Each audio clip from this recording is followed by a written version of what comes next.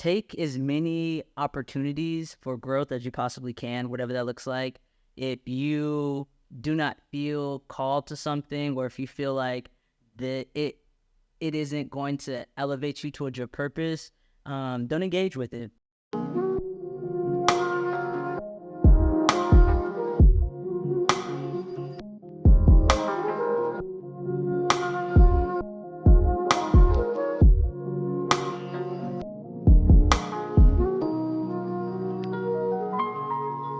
So, hello and welcome to the Creative Experience. Today we're here with Tyler. Tell us a little bit about yourself.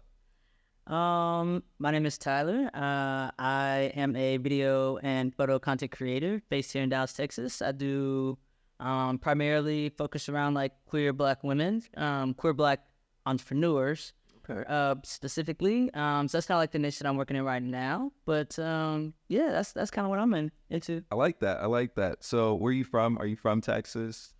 Texas, born and raised. I'm actually from Austin, though. Moved to Texas, moved to Dallas second grade. So I grew up here, but I don't claim being from Dallas. Exactly. Yeah, I'm starting to claim being from Dallas, like, recently. Yeah. But I definitely feel that. So, like, who do you work with and what do you do, like, on your day-to-day basis? What's your creative, like, journeys that you go through? Yeah, for sure. Day to day, I work with a spectrum of clients.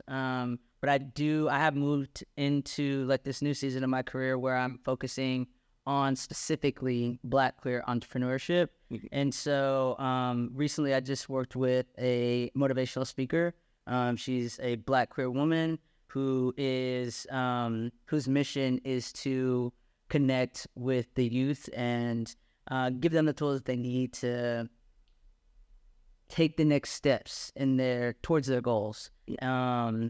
Client that I'm working with next is another Black queer woman. She is a candle maker owner.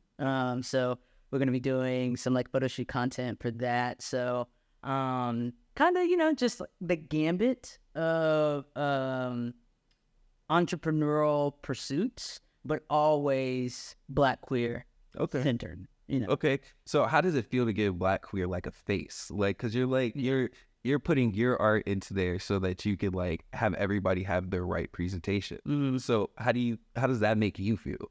Like when you're giving people a like face to like a face of their brand, like you're doing these photos for people that like otherwise wouldn't have photos, like, and then you're doing it in a community that you want to represent. Yeah. How does that make you feel? Because it's like you're living through your purpose. Like you're working with the people that you want to work with. Yeah, most definitely. It makes me feel really good. I feel very proud of the work that I'm producing now. Not that I haven't in the past, but specifically, I know for me, coming up, representation was kind of hard to find. So I was always like ciphering through crates of different like media, last night I just watched Paris is Burning, which is, classic LGBT film around the ballroom scene in the 80s in New York, height of HIV and AIDS. And so that was kind of like my own little pride celebration. We are in June, so. And so like I definitely want my work to have a similar inspirational feel. I want it to be representative of all kinds of Black queer experiences, and that looks like a multitude of things, masculine, feminine, everything in between.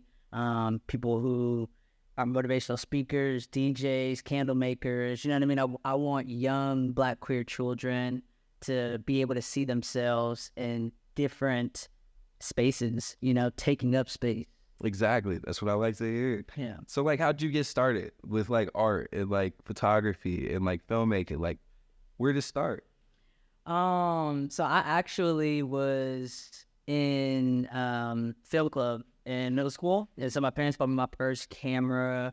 I think it was 8th grade Christmas, and ever since then I haven't put one down. So I was in film club in middle school, I was in AV club in high school, and then from there I went to UNT to study film. So my degree is in film and television, and I've been just working within the industry ever since then.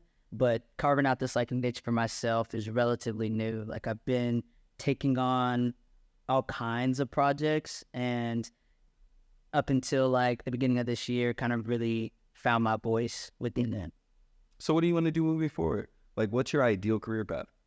Ideally, to speak to, engage with, and give a platform to Black queer people of all occupations, of all creative pursuits, and just help them tell their stories. So, yeah, ideally in the future, that's what I've been doing full time. Okay, Yeah. I like that. So if you wanted to leave our viewers with something like a closing statement, like give them some game, maybe something to just like resonate with them, what would you say? Game, definitely take as many opportunities for growth as you possibly can, whatever that looks like.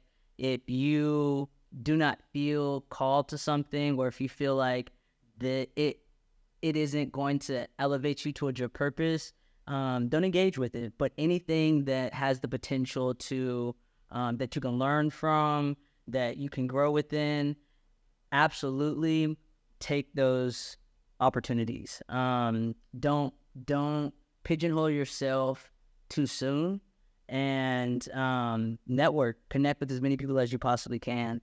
That has definitely been a lifesaver for me. I have been able to meet more people within the community just by word of mouth, even, going to events that I'm not working, you know what I mean? Just to chop it up with different queer promoters, different queer DJs, and provide them an opportunity to get to know me as a person, and hopefully we can, make some magic together. Exactly. I love it. I loved everything you said. So thank you guys for watching The Creative Experience. We're here with Tyler. See you guys next week.